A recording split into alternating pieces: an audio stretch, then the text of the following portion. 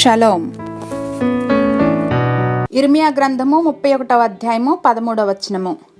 జెర్మయా chapter 31 verse 13. వారి దుఃఖమునకు ప్రతిగా సంతోషమిచ్చి వారిని ఆదరించెదను, విచారము కొట్టివేసి నేను వారిని ఆదరించెదను. I will turn their morning into gladness, I will give them comfort and joy instead of sorrow. గాఢాంధకార లోయలోనూ నిరాశ నిస్పృహలతో నిండినటువంటి నీ సీదిలో ప్రయాణిస్తున్నప్పుడు దావీదు మహారాజు వలె ఎవరు సాక్ష్యం ఇవ్వగలరు?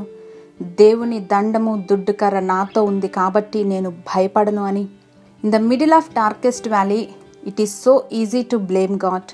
లేదా ప్రయాణాన్ని మధ్యలోనే ఆపేసి నా వల్ల కాదని వెనుతిరగటం, ఇంకా దేవుణ్ణి తప్ప లోకంలోని ప్రతి ఒక్కరిని సహాయం కొరకు అర్థిస్తాం. అన్ని దారులు మూసుకుపోయిన తర్వాత చివరి ప్రయత్నంగా దేవుని వద్దకు వస్తాం. సర్వసాధారణంగా మానవులదంతా ఇదే ధోరణి. మీ దుఃఖాన్ని తీసివేసి ఉల్లాస వస్త్రాలు ధరింపచేస్తాననే దేవుని మాటలు మనకు ప్రతినిత్యం అవసరం.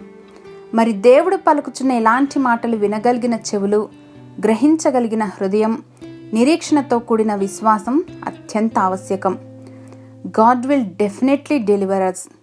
We have to believe it and receive it. దేవునికి మాత్రమే మనం అనుభవిస్తున్న బాధ తెలుసు కాబట్టి తప్పక విడుదలనిస్తారు. విడుదలనిచ్చి నిరీక్షణనిస్తారు.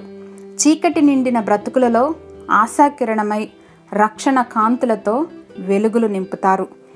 మానవుని ఆదరణ కొద్ది సమయం, ఆ తరువాత మర్చిపోయి తిరిగి సమస్య వస్తే వేరొకరి ఆదరణ కొరకు ఎదురు చూస్తూ ఉంటాం. కానీ ఆ దేవాది దేవుని ఆదరణ నిరంతరం నిలిచి ఉంటుంది.